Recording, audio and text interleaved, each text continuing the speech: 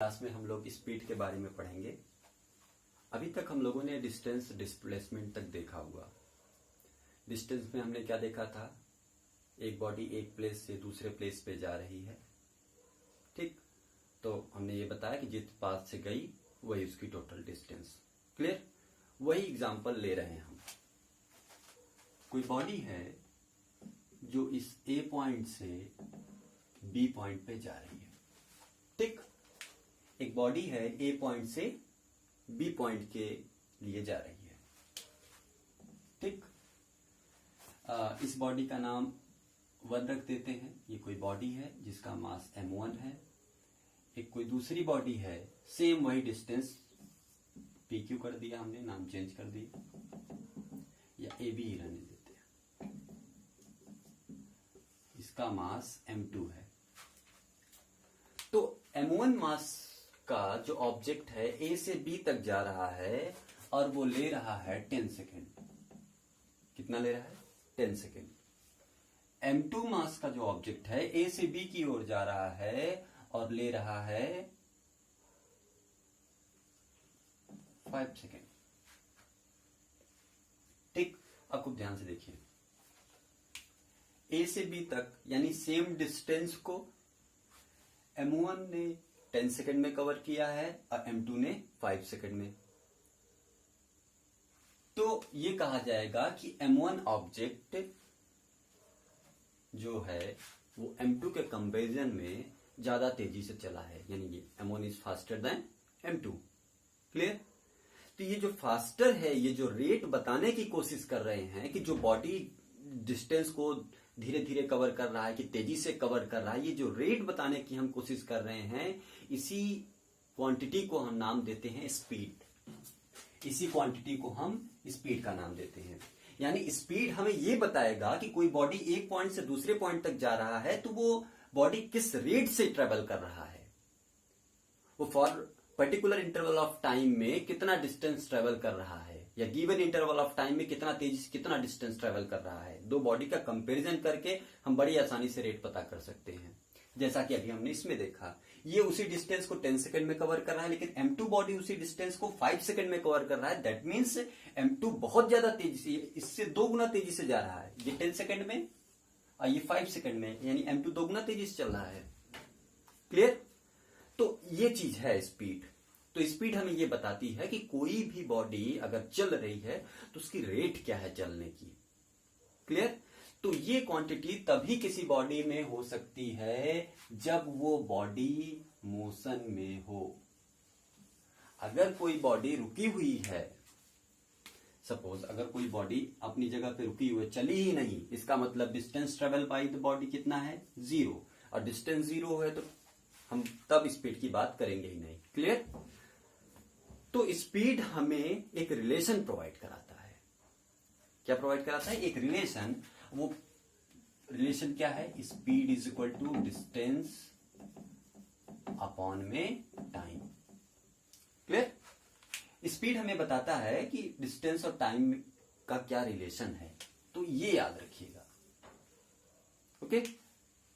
यहां से हमको 2 बातें पता चली। एक तो इसका डेफिनेशन की डेफिनेशन क्या है? स्पीड रेट बताता है हमें कि बॉडी कितने रेट से डिस्टेंस को ट्रेवल कर रहा है, कितने इंटरवल ऑफ टाइम में कितना डिस्टेंस चला। क्लियर? ये पता चल जाएगा। प्लस स्पीड हमें ये बताता है कि डिस्टेंस और टाइम में क्या रिलेशन है। डिस्टेंस और टाइम के इससे पहले जो इतना भी हमने पढ़ा उसमें हमको ये नहीं पता था कि डिस्टेंस और टाइम में कोई रिलेशन है कि नहीं। अब हमें पता चल गया कि डिस्टेंस और टाइम में भी एक रिलेशन है, वो स्पीड के टर्म में है। क्लियर? ओके। तो पहला पॉइंट यही है, इसका definition distance per unit time. ये कैसे कहा गया? जैसे speed is equal to distance upon में टाइम है। टाइम को हमने 1 सेकेंड कर दिया तो speed is equal to distance हो जाएगा। क्लियर? अब speed is equal to distance हो गया, इसका मतलब क्या है? पर यूनिट टाइम में जितना डिस्टेंस चला वही क्या हुई? स्पीड।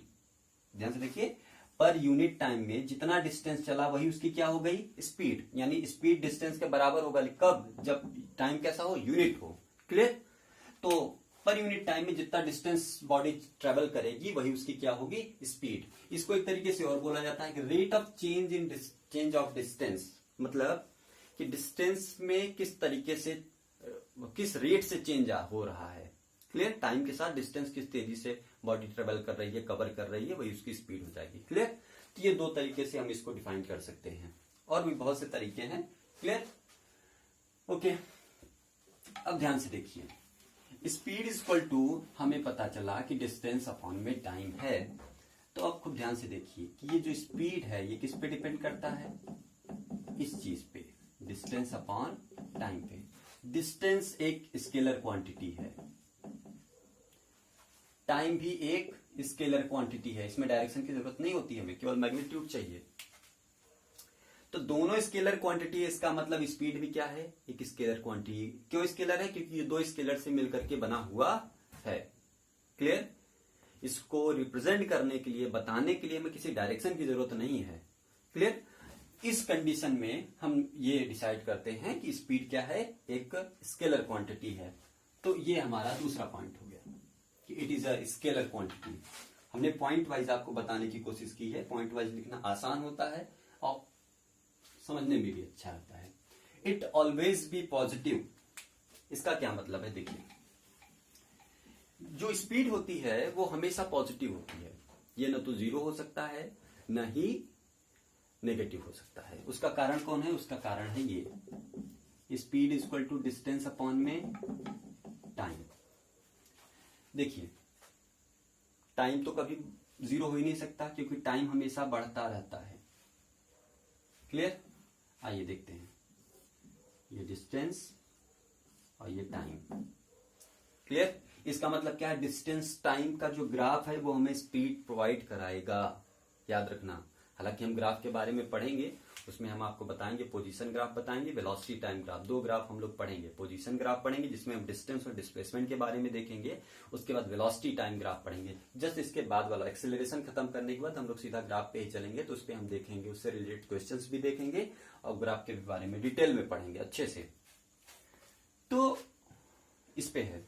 अब ध्यान से देखिए, टाइम हमारा कभी रुकता नहीं, घड़ी हमेशा चलती रहती है, टाइम बीतता रहेगा, यानी टाइम तो कंटिन्यू बीतता ही रहेगा। डिस्टेंस के बारे में पहले से ही हमने देखा था कि बॉडी अगर थोड़ा सा भी चली और फिर लौट करके अपनी इनिशियल पोजीशन पे आ गया तो भी उसका कुछ डिस्टेंस हो जाएगा। रीजन क्या है, क्योंकि डिस्टेंस डिपेंड करता है लेंथ ऑफ पाथ पे। बॉडी किस लेंथ, कितनी लेंथ ट्रेवल की है उस पर डिपेंड करता है डिस्टेंस। तो डिस्टेंस जीरो होना नहीं है। क्लियर। तो न ये ही जीरो हो सकता है या निगेटिव हो सकता है, न ये ही जीरो या निगेटिव हो सकता है। इसका मतलब ये दोनों की दोनों पॉजिटिव क्वांटिटी है, ये दोनों की दोनों हमेशा पॉजिटिव वैल्यू देगी। अब पॉजिटिव का पॉजिटिव से जब डिवाइड आप करेंगे तो जो वैल्यू मिलेगा वो भी कैसा मिलेगा, पॉजिटिव वैल्यू मिलेगा। क्लियर। तो इस तरीके से हमें एकदम समझ में आ जाना चाहिए अब कि डिस्टेंस की वैल्यू हमेशा कैसी रहेगी, पॉजिटिव रहेगी, नेवर बी जीरो और नेगेटिव। क्लियर। ये याद रखिएगा। उसके बाद ये लिख लिया है, distance equal to speed, sorry speed equal to distance upon में टाइम। नेक्स्ट देखिए, speed equal to distance upon में टाइम। डिस्टेंस की यूनिट मीटर, टाइम की यूनिट सेकेंड, तो इसकी जो यूनिट हो गई वो मीटर पर सेकेंड। हम लोगों ने पढ़ा था एमकेएस, सीजीएस, एफपीएस और एसआई,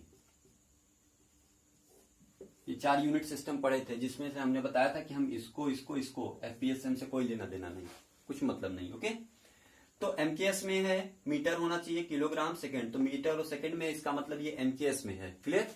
तो यहाँ पे एमकेएस में, और इसकी एमकेएस यूनिट ही इसकी एसआई यूनिट है, इसकी एमकेएस यूनिट ही इसकी एसआई यूनिट भी है, मीटर पर सेकेंड। ठीक। सीजीएस में यही मीटर किस में कन्वर्ट हो जाएगा, सेंटीमीटर में, और ये सेकेंड। ठीक हो गया। अब ध्यान दीजिए, ये सब थोड़ा सा आसान था। अब देखिए काम की बात, speed is a velocity without direction. Speed एक वेलोसिटी ही है। हम एक्चुअल में जब हम ऐसे नॉर्मल जब बोलते हैं तो वेलोसिटी और स्पीड में हम बिल्कुल भी डिफरेंस नहीं रखते हैं, बोल देते हैं कोई इतनी वेलोसिटी से जा रहा है, इतने वेग से जा रहा है। क्लियर। हम ये चीज डिफाइन कभी नहीं करते या कभी बताने की कोशिश नहीं करते हैं, ठीक, कि स्पीड और वेलोसिटी डिफरेंस है। स्पीड वेलोसिटी ही है, बस एक ही चीज उसमें नहीं है, वो है डायरेक्शन। क्लियर? तो स्पीड को वेलोसिटी कहा जा सकता है बिल्कुल, लेकिन कंडीशन वहां पे आप रख देंगे कि इसमें डायरेक्शन ना हो। ऐसी वेलोसिटी जिसमें डायरेक्शन नहीं हो वो उसको क्या कहेंगे हम? स्पीड। ठीक, ओके। स्पीड मे और may not be equal to velocity. कहने का मतलब क्या है कि स्पीड वेलोसिटी के बराबर हो भी सकता है, नहीं भी हो सकता। ठीक, ये वाला जो 7th वाला पॉइंट है, इस पॉइंट को जब हम वेलोसिटी, अभी जस्ट इसके बाद टॉपिक हम बताने जा रहे हैं, उस वेलोसिटी की टॉपिक में हम इसको आपको डिफाइन करेंगे किस तरीके से, क्योंकि अभी आपको वेलोसिटी के बारे में नहीं पता है, तो जैसे ही वहां पे बताएंगे हम आपको बता देंगे तुरंत। क्लियर? ये पॉइंट मैंने लिखा है कि इसका पर्पस ये है कि आपको स्पीड और वेलोसिटी में डिफरेंस लिखने के लिए आता है एग्जाम में, तो जब भी आपको आएगा, इसलिए मैंने पॉइंट वाइज लिखा है कि आपको इजी कंटेंट्स मिल जाएंगे लिखने के लिए। ठीक, तो आप इसको इसी तरीके से लिखेंगे, स्पीड में एक स्पीड में पूरा लिख देंगे, वेलोसिटी कैसे वेलोसिटी में, जैसे 8 पॉइंट इसमें है वैसे 8 पॉइंट हम वेलोसिटी में भी लिखवाएंगे आपको, आप उसको भी। Clear? Okay. Speed never decreases with time for a moving body, it is never zero। देखिए क्या है, speed equal to distance upon में टाइम। अब देखिए, टाइम के बीतने के साथ साथ भाई टाइम तो हमेशा बीतता जाएगा, वो कभी रुकता नहीं है।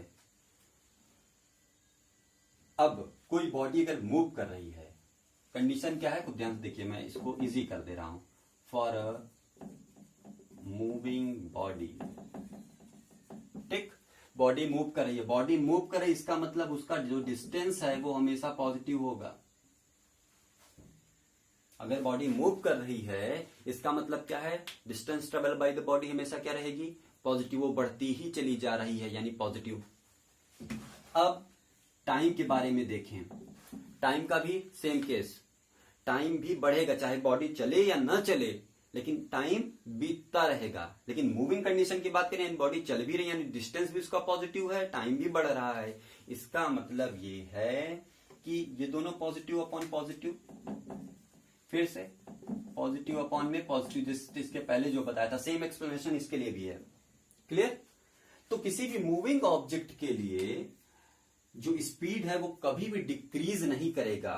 ये बात आपको इसलिए मैंने बताया है क्योंकि जब अभी हम ग्राफ बनाएंगे तो उस ग्राफ में आपको ये बताना रहेगा कि ये ग्राफ स्पीड टाइम का है कि वेलोसिटी टाइम का है। सपोज एक एग्जांपल मैं आपको देता हूं,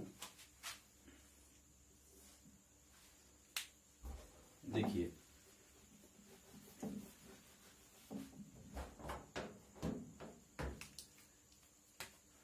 डिस्टेंस डिस्प्लेसमेंट आपने पढ़ा है ना, उसको लेके बता रहे हैं। देखिए, डिस्टेंस और टाइम, डिस्टेंस टाइम हमने लिया है, खुद ध्यान से देखिए कैसे करना है। एक ग्राफ हमने इस पे प्लॉट किया, देखिए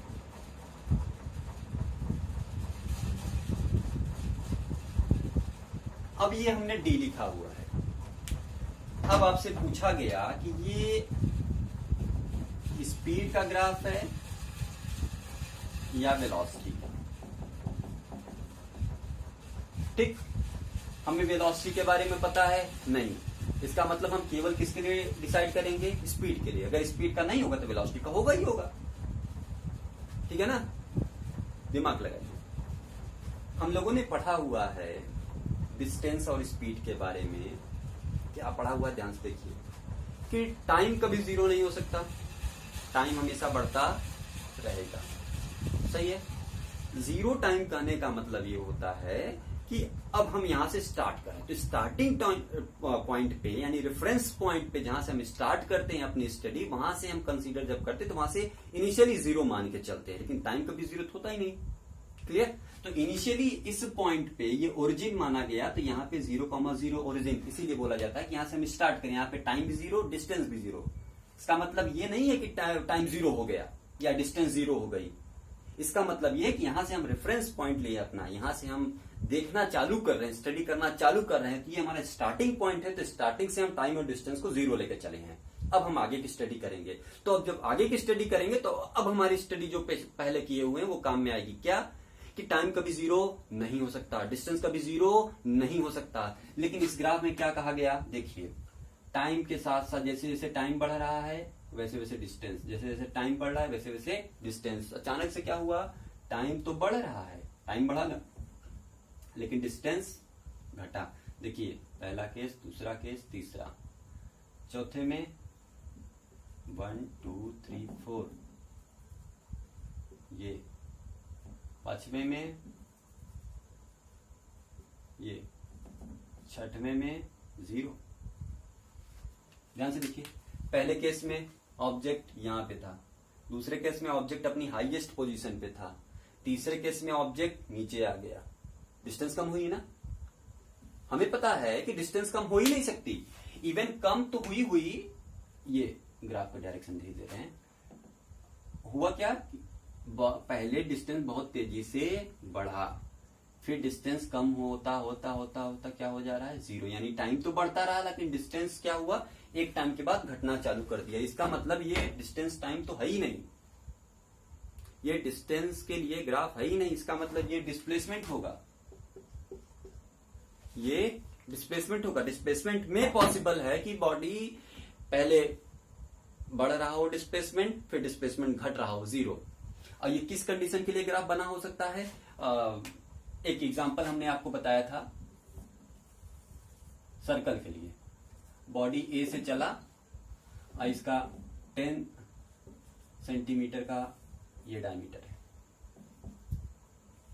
10 सेंटीमीटर का रेडियस है।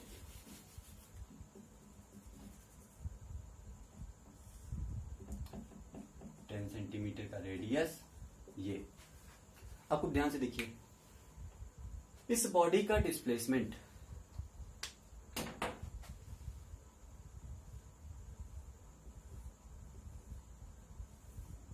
ठीक, ये सब 10 से कम है।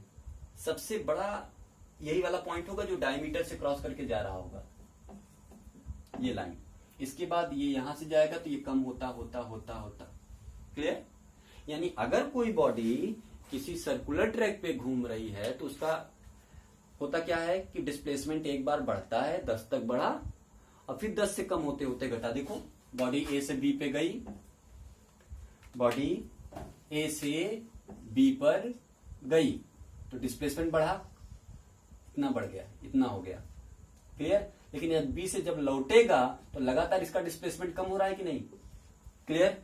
सेम कंडीशन इस पे देखिए, इनिशियली जब ये स्टार्ट किया तो इसका डिस्प्लेसमेंट बढ़ा, फिर डिस्प्लेसमेंट घटते घटते क्या हो गया, 0। यानी बॉडी अपनी पोजीशन से, अपनी इनिशियल पोजीशन से कुछ ऊंचाई तक गया या कुछ हाइट तक, कुछ डिस्टेंस तक गया, कुछ दूरी तक गया, फिर लौट करके वो अपनी इनिशियल पोजीशन पे आ गया। उस चीज के लिए ग्राफ है। इसका मतलब डिस्प्लेसमेंट टाइम का ग्राफ है। अब डिस्प्लेसमेंट टाइम तो डिस्प्लेसमेंट तो स्पीड में आता नहीं, इसका मतलब वेलोसिटी के लिए ग्राफ है। ये स्पीड के लिए तो ग्राफ हो ही नहीं सकता ना भैया, क्योंकि स्पीड के लिए होना चाहिए तो ये क्या होना चाहिए, डिस्टेंस होना चाहिए। लेकिन है क्या, ये डिस्प्लेसमेंट की बात हम कर रहे हैं। क्लियर। तो बात समझ में आ गया ना। इसी तरीके से हम डिसाइड करेंगे कि कौन सा ग्राफ डिस्टेंस का है, कौन सा ग्राफ डिस्प्लेसमेंट का है। क्लियर। तो स्पीड या वेलोसिटी को समझाने के लिए हमको सबसे पहले यही क्लियर करना पड़ेगा कि डिस्टेंस है कि डिस्प्लेसमेंट। टाइम तो दोनों में सेम रहेगा, टाइम बढ़ता ही रहेगा, टाइम के साथ तो है यही है। लेकिन डिस्प्लेसमेंट में क्या हो सकता है, पॉजिटिव भी हो सकता है, नेगेटिव भी हो सकता है, लेकिन डिस्टेंस में नहीं। ठीक। अब जैसे ये डिस्प्लेसमेंट टाइम का ग्राफ है, अब इसको आपको बोल दिया जाए कि चलिए अच्छा इसका डिस्टेंस टाइम ग्राफ कन्वर्ट कर। भाई ये सर्कुलर ट्रैक पे चला हुआ है तो ये डिस्टेंस भी तो कवर किया हुआ है, ये तो इसका डिस्प्लेसमेंट टाइम का ग्राफ बन गया। अब डिस्टेंस टाइम का ग्राफ बताना हो तो इसी को देख करके, समझ में आया ना। तो इस तरीके की स्टडी हमको करना है, तब जाकर के आप इस लेवल से इस लेवल पे आएंगे। ठीक। आते हैं, इसको दिमाग में रखिएगा। इसको हम लोग जब ग्राफ पढ़ेंगे तो उसमें हम आपको और डिटेल में बहुत अच्छे से क्वेश्चन लेकर के आपको हम समझाएंगे। ठीक है। तो स्पीड के बारे में इतना ही है। और स्पीड का ग्राफ जब भी आपको मिलेगा तो आप क्या ढूंढेंगे, डिस्टेंस टाइम। हमेशा जैसे ही डिस्टेंस टाइम आप कंसीडर कर लिए, डिस्टेंस टाइम के बारे में आप पढ़ लिए, तो आप स्पीड के बारे में बता सकते हैं। लेकिन अगर डिस्टेंस की स्टडी आपके पास अच्छी खासी नहीं है, डिस्टेंस के बारे में जानकारी, तो आप स्पीड के बारे में नहीं पढ़ पाएंगे। क्लियर? तो स्पीड के लिए पढ़ने से पहले आप कोशिश करिएगा कि आप पहले डिस्टेंस को समझें। इसके पहले वाले वीडियो जो हैं उसमें आप जाएं और डिस्टेंस को देखें, ठीक? तब आपको ये समझ में आएगा। ओके, अब अगला टॉपिक है हम लोगों का, इसको ऐसे ही रहने देते हैं, वेलोसिटी।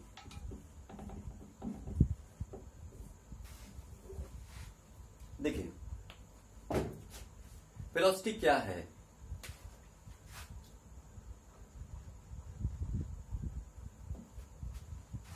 एक पॉइंट है, यहां पे लिखा था speed is velocity without direction.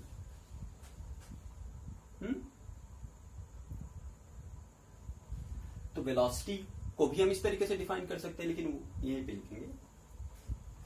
यहां पे देखिए, डिस्प्लेसमेंट पर unit time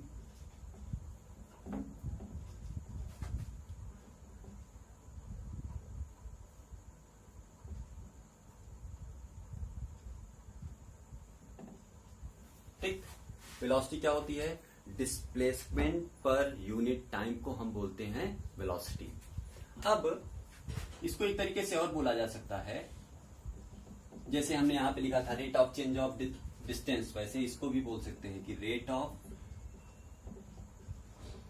change of displacement. ठीक, डिस्प्लेसमेंट के चेंज की रेट को हम क्या बोलेंगे? डिस्प्लेसमेंट की चेंज की रेट को हम बोलते हैं वेलोसिटी। फिर डिस्प्लेसमेंट में जो चेंज आ रहा है वो किस रेट से आ रहा है, ये हमको वेलोसिटी बताएगा। लेकिन अगर यहीं पे हम ये बोलें कि rate of change of distance, यानी डिस्टेंस में जो चेंज आ रहा है वो किस रेट से आ रहा है, तो उसको हम बोलेंगे वेलोसिटी। क्लियर? सॉरी, स्पीड, उसको हम क्या बोलेंगे? स्पीड। तो बॉडी की डिस्टेंस में जो चेंज आ रहा है, बॉडी जो डिस्टेंस ट्रेवल कर रही है, कवर कर रही है, उसमें जो चेंज आ रहा है वो किस रेट से आ रहा है। तो डिस्टेंस में जो चेंज आ रहा है उसकी रेट अगर हम देखेंगे तो वो हम बात करते हैं स्पीड की। किसकी बात करते हैं? स्पीड की।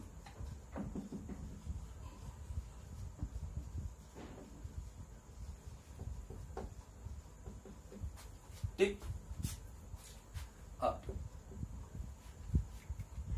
इसको एक तरीके से हम बोलते हैं स्पीड विथ डायरेक्शन। स्पीड अगर डायरेक्शन के साथ हो तो भी हम उसको वेलोसिटी बोलेंगे। क्लियर? दूसरा पॉइंट, अब इसके पास डायरेक्शन है, स्पीड के पास मैग्नीट्यूड है, प्लस डायरेक्शन इसमें ऐड हो गया, तो जाहिर सी बात ये क्या है? एक वेक्टर क्वांटिटी। ये क्या है? एक वेक्टर क्वांटिटी। तीसरा point, it can be positive, negative and also zero. ये पॉजिटिव भी हो सकता है, नेगेटिव भी हो सकता है और जीरो भी हो सकता है। क्लियर? क्यों हो सकता है? क्योंकि इसके अकॉर्डिंग अगर हम इसका फॉर्मूला लिखें तो वेलोसिटी इक्वल टू क्या होगा? अच्छा, अगला पॉइंट तो यही है, लिख लेते हैं। Velocity is equal to displacement upon में टाइम। अब देखिए, ये पॉजिटिव, नेगेटिव, जीरो कैसे हम कह दे रहे हैं? पहला तो ये वेक्टर क्वांटिटी है, इसलिए है। वेक्टर है तो ये तीनों होगा। ठीक, लेकिन कैसे देख लेते हैं भाई? डिस्टेंस तो हमें, सॉरी, टाइम तो हमेशा पॉजिटिव, क्योंकि वो बढ़ता ही रहेगा, घटेगा ही नहीं, जीरो हो ही नहीं सकता। डिस्प्लेसमेंट जो है हमारा वो पॉजिटिव भी हो सकता है, नेगेटिव भी हो सकता है, जीरो भी हो सकता है। तो positive upon positive positive, negative upon positive negative, zero upon positive zero, यानी it can be positive, negative and also be zero. Clear? दे यार, पॉजिटिव अपॉन में पॉजिटिव, नेगेटिव अपॉन में पॉजिटिव, या जीरो अपॉन में पॉजिटिव, तीनों case में हम देख रहे हैं। तो इन तीनों में इसमें क्या मिलेगा? पॉजिटिव। नेगेटिव अपॉन में पॉजिटिव, नेगेटिव मिलेगा, और जीरो अपॉन में पॉजिटिव क्या मिलेगा? जीरो। यानी पॉजिटिव, नेगेटिव, जीरो तीनों भी हो सकता है। अगला पॉइंट, यूनिट ऑफ डिस्प्लेसमेंट। ये तो सेम है एसआई और एमकेएस में, मीटर पर सेकेंड। इसको ऐसे भी लिखते हैं, मीटर सेकेंड इनवर्स। ठीक? सीजीएस में centimetre per second. 6 point, speed is velocity without direction. Velocity is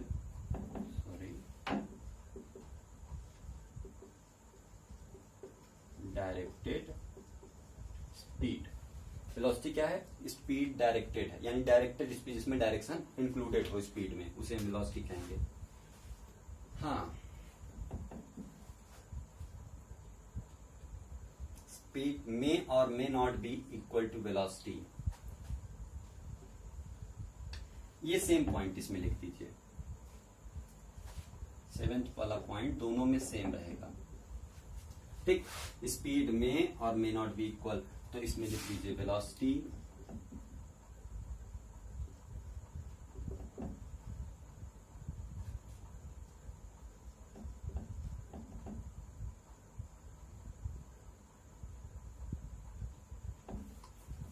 चलिए इस वाले पॉइंट के बारे में हम डिटेल में थोड़ा सा पढ़ के तब बात करते हैं। ठीक? अब ये सब मिटा दे रहे हैं क्योंकि समझाना रहेगा।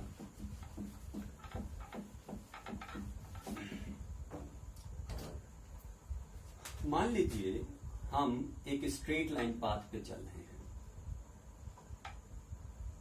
एक स्ट्रेट लाइन पाथ पे चल रहे हैं ए से बी की ओर। ठीक?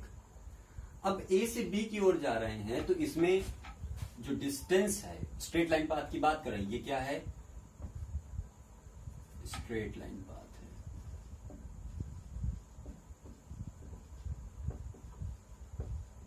और स्ट्रेट लाइन पाथ पे हमने पहले भी पढ़ा है कि जो डिस्टेंस होता है वो डिस्प्लेसमेंट के इक्वल होता है।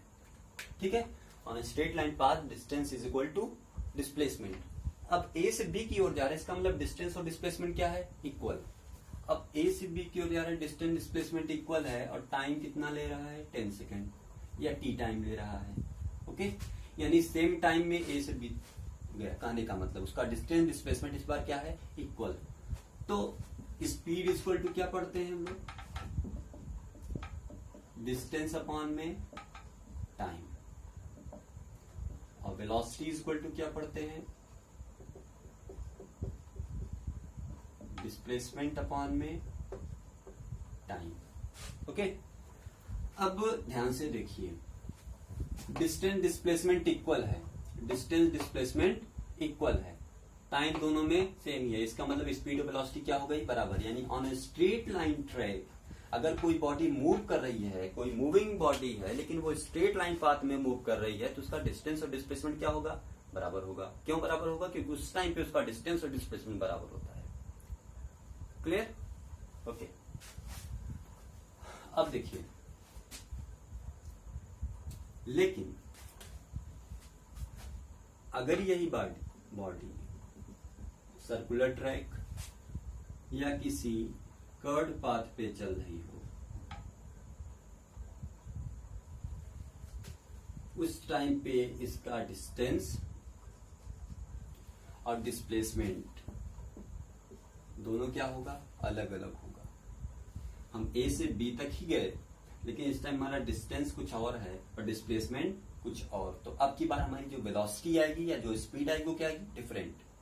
तो इसीलिए कहा गया कि स्पीड में और may not be equal to velocity. ठीक? यानी स्पीड पर वेलोसिटी के बराबर हो भी सकता है, नहीं भी हो सकता। वो डिपेंड करेगा कि कौन से पाथ पे, पाथ का नेचर कैसा है, स्ट्रेट है कि कर्व है। ठीक, याद रखिएगा। Speed never decreases with time for a moving body, it never be या नेवर जीरो। टाइम के साथ साथ स्पीड कभी घटता नहीं, लेकिन इसमें क्या है, स्पीड नेवर बी नेगेटिव। इस केस में ऐसा नहीं है। Velocity can be positive, negative and also zero with for a moving body.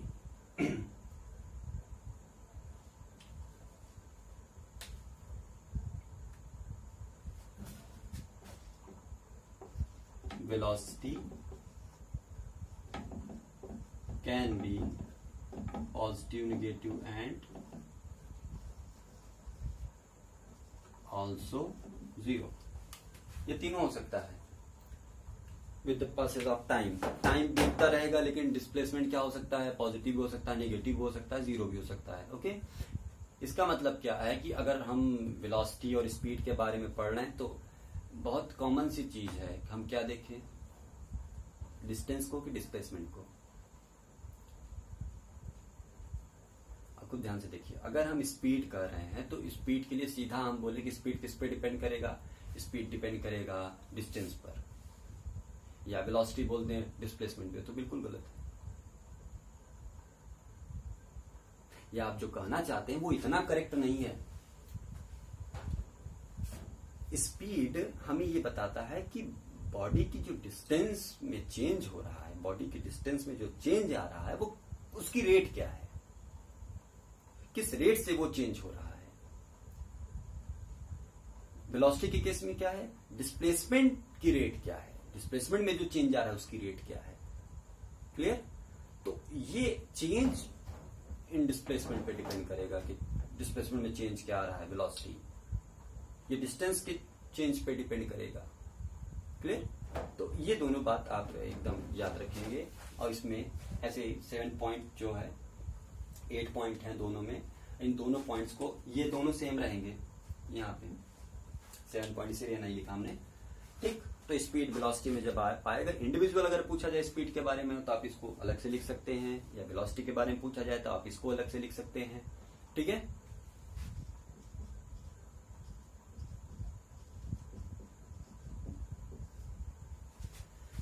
Acceleration.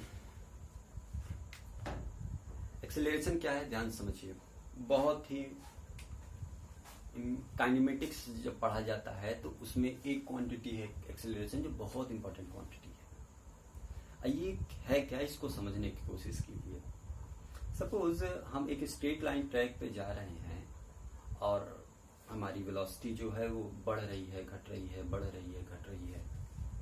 ठीक, या आपसे पूछा जाए कि एक बॉडी है, ठीक, ये बॉडी पहले पहाड़ पे चढ़ी, या कोई दूसरा एग्जांपल ले लेते हैं।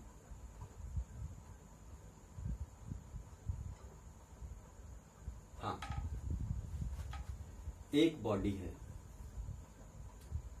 जो इस डायरेक्शन में मूव कर रही, वेलोसिटी v वेलोसिटी से, वेलोसिटी को रिप्रेजेंट करते हैं, v वेलोसिटी से ये इस डायरेक्शन में जा रही है। ठीक, हमने इस वेलोसिटी के अपोजिट डायरेक्शन में फोर्स लगा दिया। क्या लगा दिया? फोर्स। या इसको भी ये न करके हम बोल देते कि इस पे हमने ब्रेक लगा दिया। ठीक, तो हमको पता है कि ये यहां से यहां तक कुछ टाइम में ये रुक जाएगा, यानी इसकी वेलोसिटी क्या हो जाएगी, 0।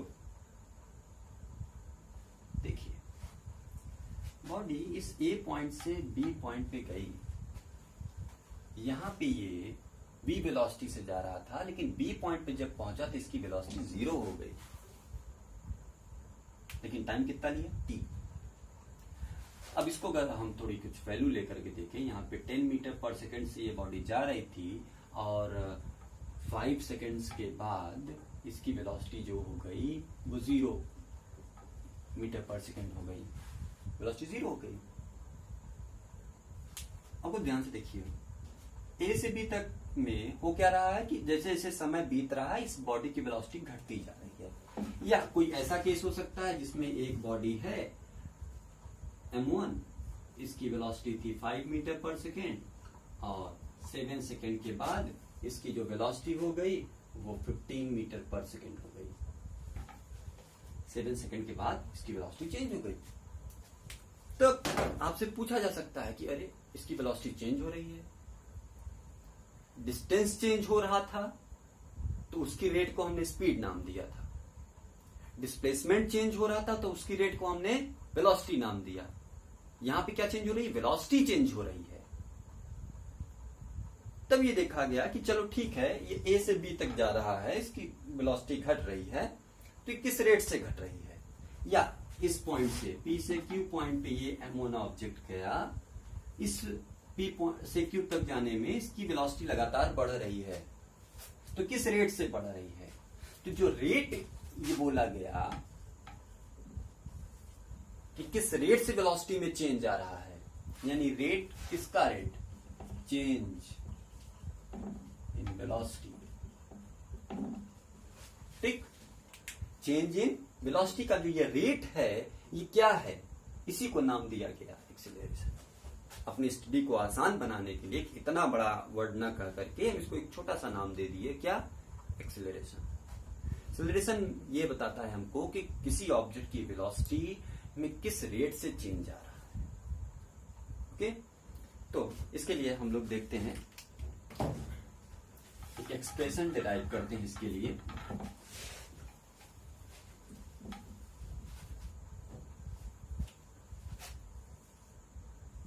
एक बॉडी है m1, ये m1 ए पॉइंट पे है, इसकी इनिशियल वेलोसिटी u है। इसकी इनिशियल वेलोसिटी क्या है? u। t टाइम के बाद ये बॉडी ए से बी पोजीशन पे आ गई, बॉडी वही है लेकिन इसकी वेलोसिटी u से चेंज होकर के v पर पहुंच गई। ओके, तो ध्यान से देखिए, ए पर थी, ए से बी पे गई, बॉडी सेम है तो मास उसका चेंज नहीं हुआ है, इनिशियल वेलोसिटी u है, फाइनल वेलोसिटी v है। क्लियर? अब according to definition of acceleration की rate of change of velocity, acceleration हमको क्या कहता है?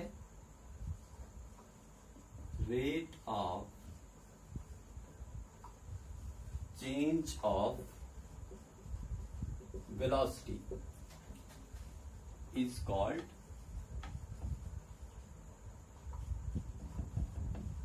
acceleration। ठीक,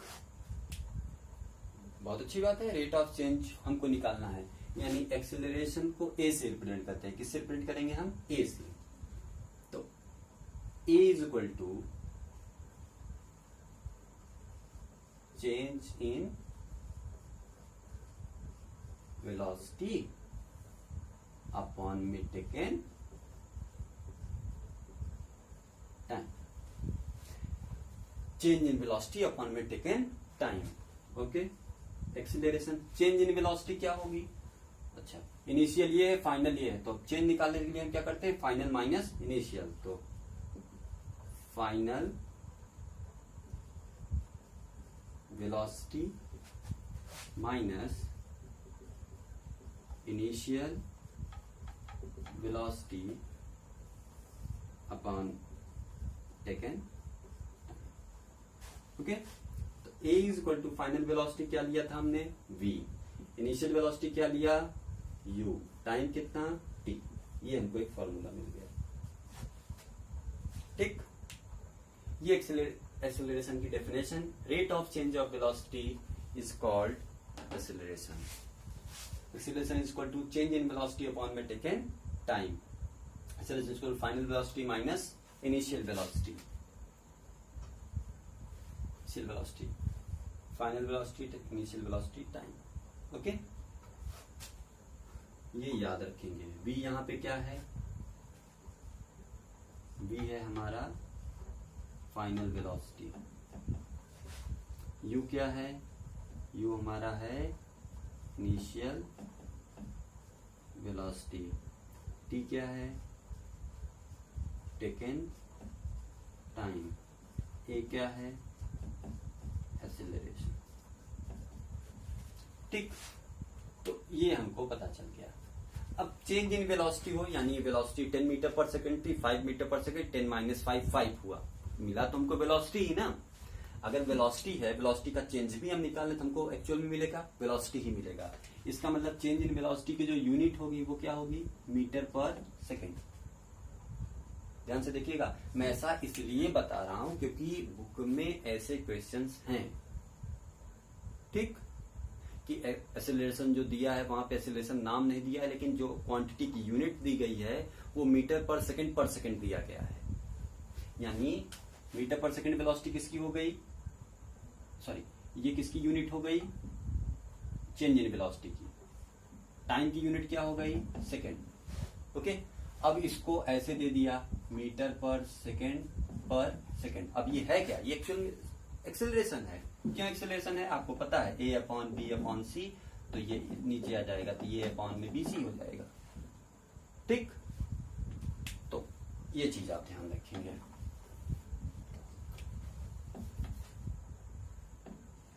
या हम इसको कहेंगे मीटर पर सेकंड स्क्वायर। ठीक, ये आप याद रखेंगे, यही है आपका एक्सेलरेशन।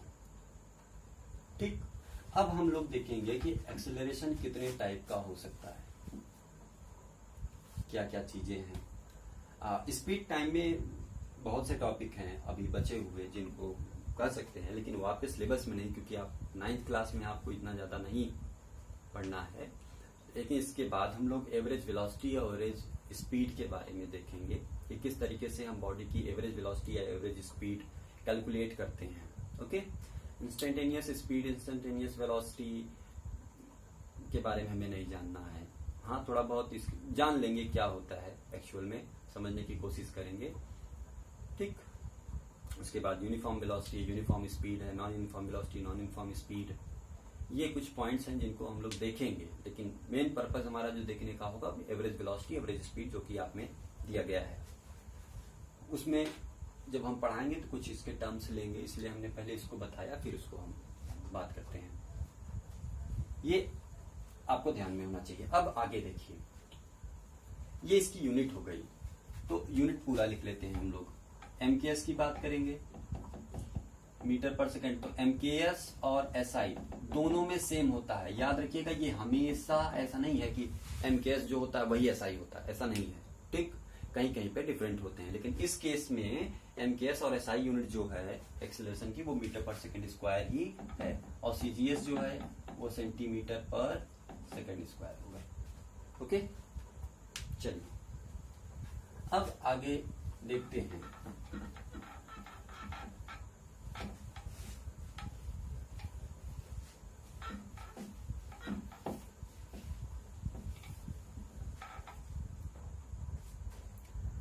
अब ये एक्सेलरेशन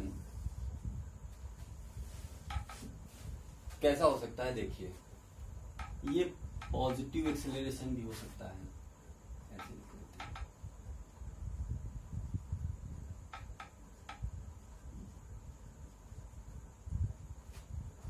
ये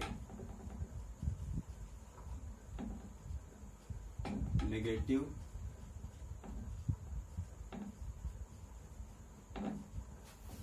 एक्सेलरेशन भी हो सकता है, ये जीरो भी हो सकता है।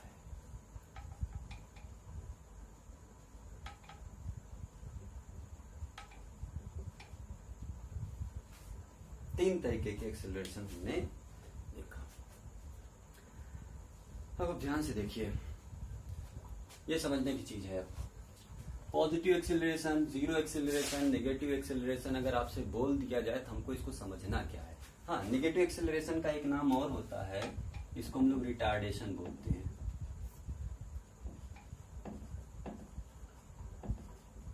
ठीक, बहुत पूछा जाता है ये। देखिए, इन तीनों का मतलब क्या है समझ लेते हैं। ये वाला तो वही एग्जांपल है, 5 मीटर पर सेकंड से वेलोसिटी 10 मीटर पर सेकंड हो गई 7 सेकंड्स में।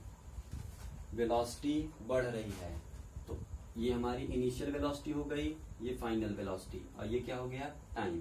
तो एक्सेलरेशन क्या होगा, v माइनस यू अपॉन में t, यानी 10 माइनस 5 अपॉन में 7, ये आया 2/7। कहने का मतलब ये वैल्यू तो पॉजिटिव ही है, ये वैल्यू तो पॉजिटिव ही निकली। अब हमको इससे मतलब नहीं कि पॉजिटिव निकली, हमको क्या ध्यान देना है वो देखिए। बॉडी की वेलोसिटी पहले कम थी, इनिशियल वेलोसिटी उसकी क्या थी, कम, लेकिन फाइनल वेलोसिटी क्या हुई, बढ़ गई। तो जब भी अगर हमें हमारे सामने ये वर्ड आएगा कि पॉजिटिव एक्सीलरेशन हो रहा है, इसका मतलब वेलोसिटी बढ़ रही होगी। बॉडी लगातार अपनी वेलोसिटी इंक्रीज कर रहा है, उस पर लगातार वेलोसिटी इंक्रीज हो रही है। अब बॉडी वेलोसिटी इंक्रीज हो रही है, इसका क्या मतलब होता है, खुद ध्यान से देखिए। अब हालांकि ये अगले चैप्टर में है थोड़ा सा, लेकिन आप थोड़ा सा इतना देख सकते हैं, आप 8th में इतना पढ़े हुए हैं कि आप इसको थोड़ा समझ जाएंगे। बहुत आसान सी चीज है। देखिए क्या, मान लीजिए आप एक साइकिल चला रहे हैं,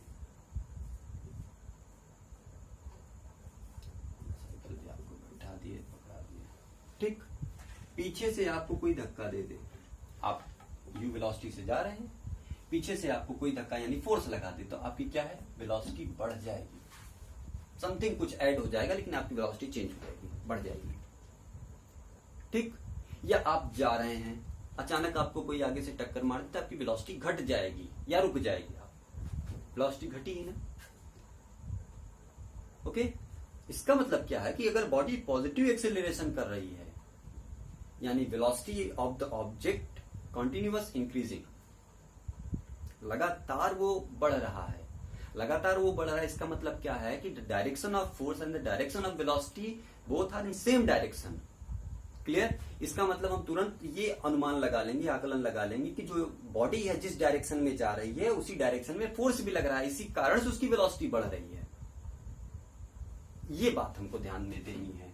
क्लियर। इसका पर्पस ये है, बॉडी पॉजिटिव एक्सेलरेशन से है तो इसका पर्पस क्या है समझने का, वो ये पर्पस है कि जो बॉडी की स्पीड है वो बढ़ रही है। बोला क्या गया है हमसे कि एक्सेलरेशन आपका पॉजिटिव है भैया, तो आप क्या बोलेंगे, मतलब हमारी वेलोसिटी लगातार बढ़ रही है, यानी हम पे जो फोर्स लग रहा है वो वेलोसिटी की डायरेक्शन में है। क्लियर। यही 2 पॉइंट हम इसमें लिख लेते हैं, यानी जो वेलोसिटी है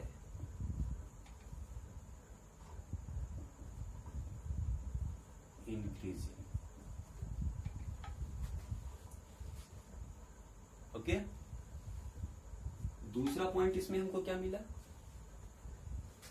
कि direction of force and velocity is same. Direction of force and velocity is same, दोनों डायरेक्शन क्या है, इक्वल। तीसरा एक चीज और, वेलोसिटी बढ़ रही है, इसका बहुत अच्छा सा मतलब है कि जो इनिशियल वेलोसिटी है वो छोटी होगी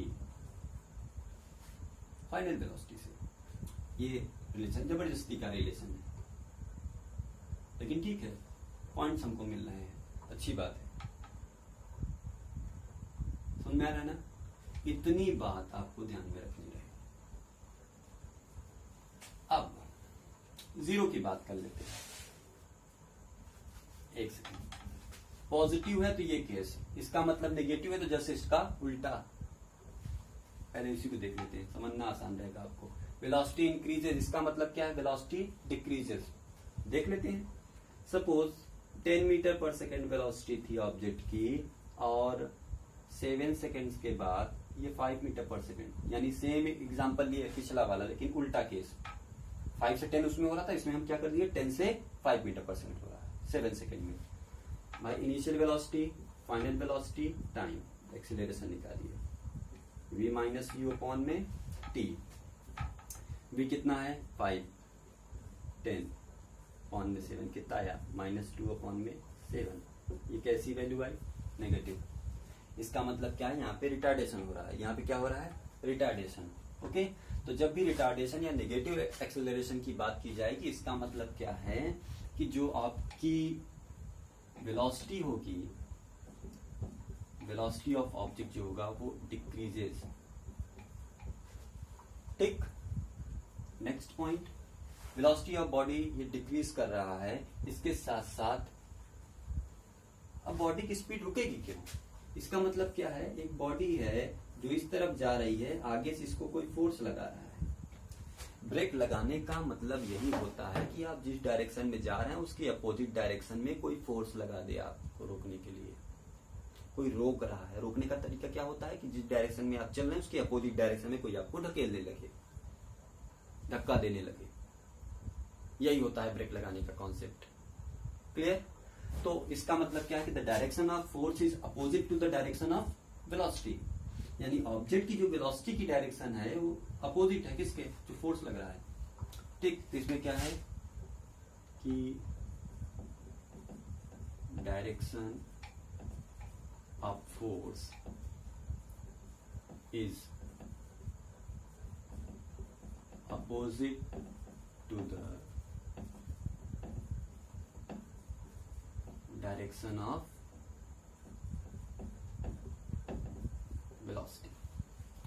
थर्ड पॉइंट, इनिशियल वेलोसिटी क्या है, ज्यादा, और फाइनल वेलोसिटी क्या है, कम। तो initial velocity is greater than final velocity. ये 3 पॉइंट हमको मिल गए।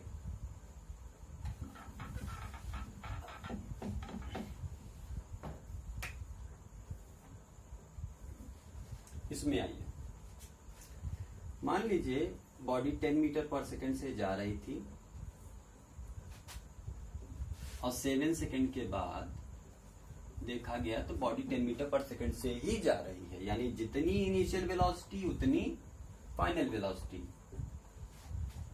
ओके, अब एक्सेलरेशन फाइंड कीजिए, v माइनस यू अपॉन में t, यानी 10 माइनस 10 अपॉन में t, 0 अपॉन में t इज इक्वल टू 0।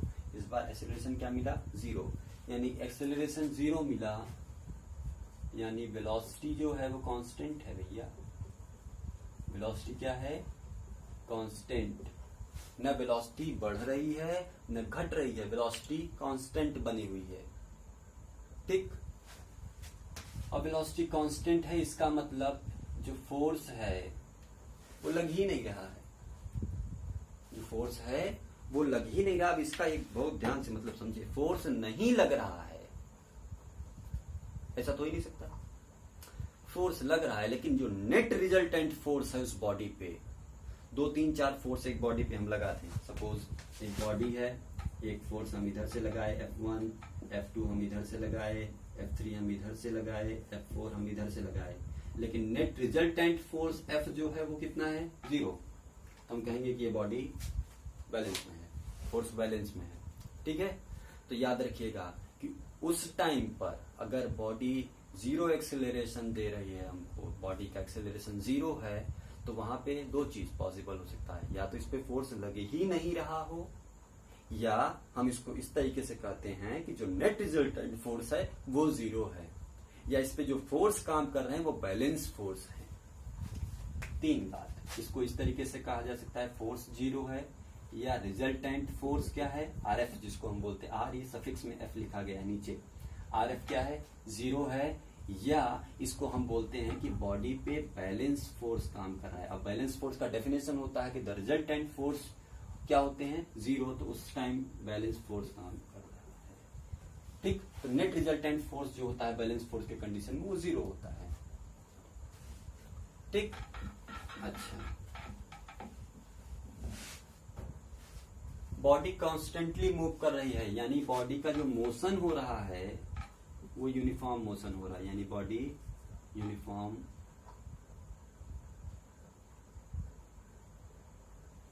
अब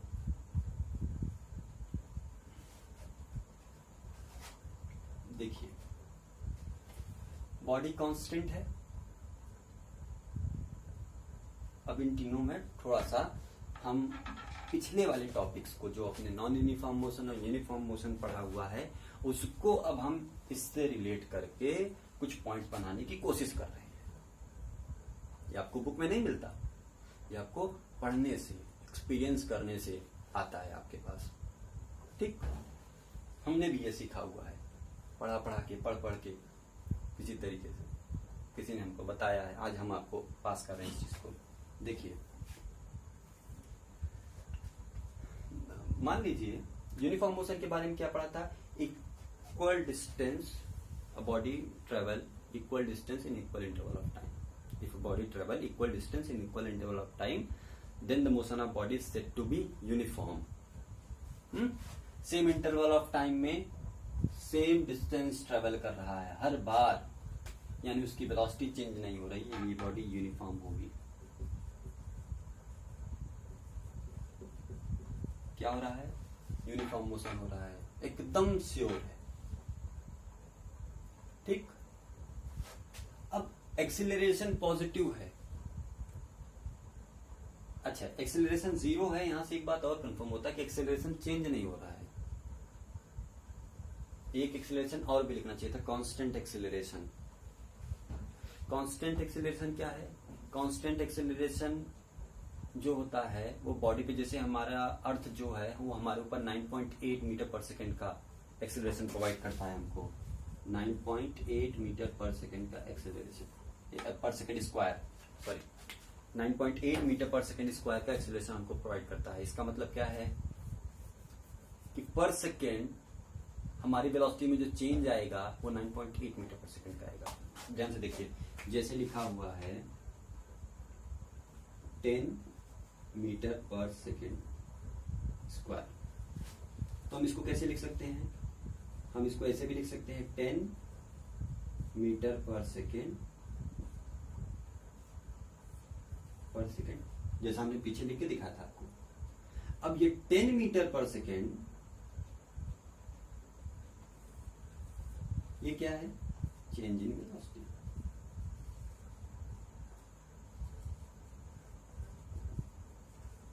पर सेकेंड का मतलब क्या है, अपॉन में 1 सेकेंड, यानी पर 1 सेकेंड में जो बॉडी की वेलोसिटी में चेंज आएगा वो 10 मीटर पर सेकेंड का आएगा। ये एक्सीलरेशन हमको क्या बताता है, देखिए किस तरीके से कि 1 मीटर पर सेकेंड में जो बॉडी की वेलोसिटी में चेंज आ रहा है वो कितना आ रहा है, 10 मीटर पर सेकेंड का। तो हम कहेंगे कि उसका एक्सीलरेशन कितना है, 10 मीटर पर सेकेंड स्क्वायर। ये पढ़ने का तरीका होता है इसका, क्लियर? तो ये याद रखिएगा, ये हमने आपको नहीं बताया था, उसी टाइम आपको बताना चाहिए था, जस्ट ऊपर जब बताए थे।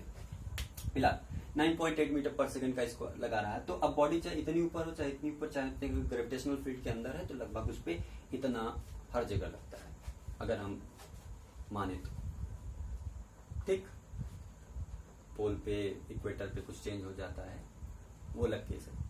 लेकिन अगर हम यूनिफॉर्मली मानते हैं अर्थ को कि अर्थ एक स्फीयर है, तो यूनिफॉर्मली कितना प्रोवाइड कराएगा, हर डायरेक्शन में या हर जगह पे 9.8 मीटर पर सेकेंड स्क्वायर लगाएगा। क्लियर? ये चेंज भी होता रहता है, हम लोग ग्रेविटेशनल पढ़ेंगे तो उसमें देखेंगे किस तरीके से। फिलहाल ये तो हमको पता चल गया कि यहाँ पे जो मोशन हो रहा है वो क्या हो रहा है, यूनिफॉर्म हो रहा है। ठीक, आपको ध्यान से देखिए, एक एग्जांपल हम ले रहे हैं कि बॉडी 10 मीटर पर सेकेंड स्क्वायर के एक्सीलरेशन से, यानी 10 मीटर पर सेकेंड के एक्सीलरेशन से जा रही है, यानी पहले सेकंड में ये कितना जाएगी,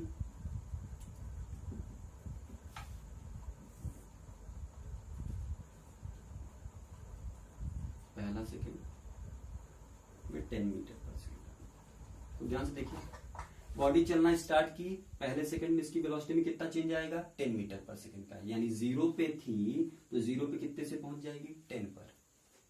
लेकिन यहां से अगले 1 सेकंड में जब देखेंगे फिर से इस बॉडी में कितना चेंज आएगा, 10 मीटर पर सेकंड पर, तो यहां पे इसकी वेलोसिटी में कितना चेंज आ जाएगा, 2 और बढ़ जाएगा। क्लियर? यानी पहले 1 सेकंड में कुछ कम डिस्टेंस, इसकी वेलोसिटी कुछ कम पहुंची होगी, अगले 1 सेकंड में वेलोसिटी और तेजी से और बढ़ जाएगी। इसका मतलब क्या है, पर्टिकुलर इंटरवल ऑफ टाइम में ये डिफरेंट डिस्टेंस ट्रेवल करेगा। सपोज अगर कोई बॉडी अर्थ की ओर गिर रहा है, अर्थ 9.8 या 10 मीटर पर सेकंड से उसको खींच रही है, आइए उसी को लेकर के आपको बताते हैं। ये अर्थ है, ये पहले सेकंड में यहां से स्टार्ट किया, पहले सेकंड में इतना डिस्टेंस चला, दूसरे सेकंड में इतना, तीसरे सेकंड में इतना। कहने का मतलब क्या है कि शुरुआत में उसकी वेलोसिटी कितनी थी, 0, लेकिन जैसे जैसे अर्थ की ओर बढ़ता जाएगा इसकी वेलोसिटी बढ़ती चली जाएगी। क्लियर? इसकी वेलोसिटी बढ़ती चली जाएगी। क्यों? उस एक्सेलरेशन के कारण जो अर्थ उसको प्रोवाइड करा रही है। ठीक? तो अगर बॉडी में एक्सेलरेशन हो रहा है, चाहे वो पॉजिटिव हो रहा है चाहे वो नेगेटिव हो रहा है, इसका मतलब क्या है कि body equal interval of time में इक्वल डिस्टेंस नहीं चली होगी, यानी बॉडी नॉन यूनिफॉर्मली मूव की होगी। क्लियर? तो याद रखिएगा, इस केस में बॉडी नॉन यूनिफॉर्म मोशन करेगी, दोनों के केस में। ठीक है? ये सबसे बेस्ट एग्जांपल है इसको समझने के लिए। हालांकि फ्री फॉल हम लोग इसमें देखेंगे तो ये चीजें बहुत अच्छे से और क्लियर होंगी, क्योंकि वहां पे हम पूरा एग्जांपल लेके आपको बताएंगे। और नॉन यूनिफॉर्म मोशन तो याद रखिएगा भैया, 0 एक्सीलरेशन में बॉडी यूनिफॉर्मली मूव करेगी, लेकिन नेगेटिव हो चाहे पॉजिटिव हो बॉडी नॉन यूनिफॉर्मली मूव करेगी। हमेशा इस बात को आप ध्यान रखेंगे। ओके, तो आज हम लोग इतना ही करते हैं। अगला वीडियो में इसके आगे हम लोग एवरेज वेलोसिटी और एवरेज स्पीड की बात करेंगे।